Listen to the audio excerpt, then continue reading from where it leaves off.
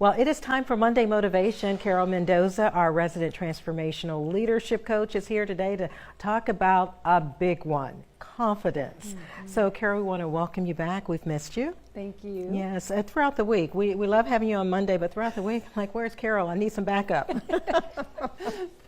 Yeah, for sure. But let's talk seriously about confidence. You know, sometimes when people hear the word confidence, they think of someone being arrogant or aggressive. Why is it that confidence can oftentimes be misunderstood? I think it's because people confuse confidence with being loud or overpowering, but confidence really isn't about being the biggest voice in the room. It's more about a quiet, I would say, inner strength. It's knowing who you are. It's knowing what you bring to the table without really needing to prove anything.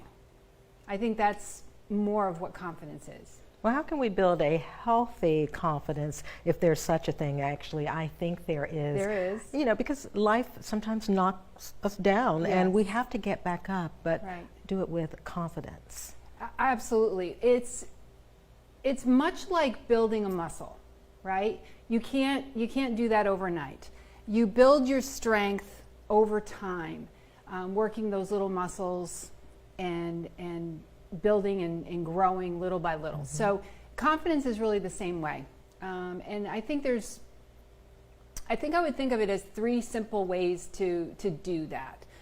The first thing is to remember who you are and speak truth over yourself. Remind yourself daily that you're of your strengths, of the good things. And remember, I believe you were created for a purpose. So focus on that. The second thing I would do is think of taking one small step outside your comfort zone in some way. Maybe speak up at the next meeting. Maybe share that idea. Or just try something new, because every time you stretch, you grow, right? Exactly. And then celebrate personal progress quietly. And that'll help build your confidence? Yeah, absolutely, because we have to remember we're not trying to impress others. We're not trying to gain someone's approval. It's really more about standing firm in your convictions and in your values. If you're doing it for applause, that's really not confidence. That's pride.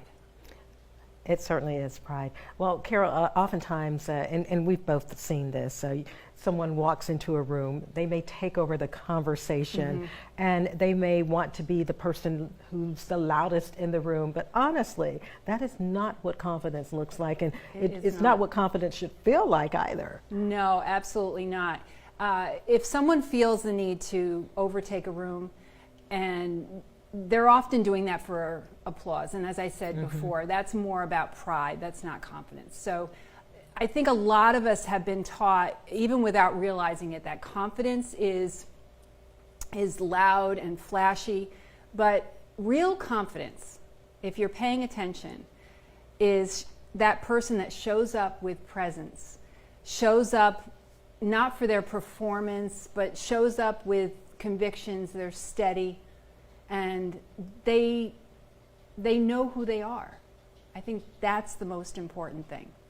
I certainly love this conversation, because there are so many people listening right now who are probably like me, saying confidence. I mean, it's powerful, but also being quiet about it and just presenting yourself. I think it's so much better, especially you're putting yourself out there and you're thinking, okay, I don't have to show up and show out loudly.